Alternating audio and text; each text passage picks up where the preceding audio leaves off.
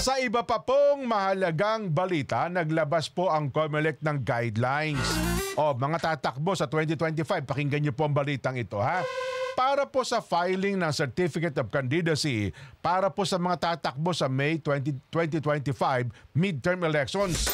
Ang COC po ay maaaring personal na i-file ng isang aspirant o sa pamamagitan po ng authorized representative mula October 1 hanggang October 8 kasama ang Sabado at Linggo mula alas 8 ng umaga hanggang alas 5 ng hapon. Ang mga aspirant na maghahain po na kanilang COC ay ituturing na kandidato lamang sa simula ng panahon ng kampanya. Election period ho. Sinabi din po ng poll body na ang unlawful acts of omission applicable to candidates ay ma-apply lamang sa simula ng campaign period. Sa pagsasampa ng COC, ang isang aspirant ay papayagan na magkaroon po ng maximum na 3 kasama. Maaari namang magkaroon ng maximum na 4 na kasama ang mga tatakbo para po sa senatorial race. Sinabi rin po ng poll body na anumang COC na na-file sa maling tanggapan ay ituturing na not file at ang pagpapalit dahil sa pag-withdrawal ng original na aspirant ay papayagan lamang hanggang sa huling araw ng pag-filing ng COC. Wala pong substitute.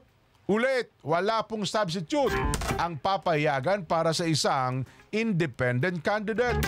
Ang substitution na lagpas October 8 ay pwede lamang sa kaso ng pagkamatay at disqualification ng original na aspirant. Ang isang aspirant ng isang duly registered political party na namatay o na-disqualify ay maaari pong palitan ng isang kandidato na pag-aari at nominado ng pareho pong political party o ng koalisyon.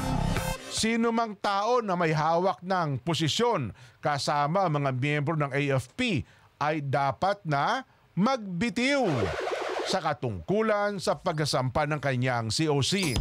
Ang Certificate of Nomination at Certificate of Acceptance of Nomination ng party list groups ay dapat din pong ipasa mula October 1 hanggang 8. Bawat sectoral party, organization o coalition ay magsusumite ng 10 nominado.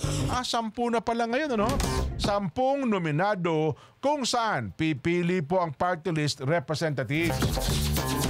Ang nominasyon na wala po sa 10 nominado, hindi po tatanggapin. Ayun! Hindi po yung tatanggapin. Okay, sige.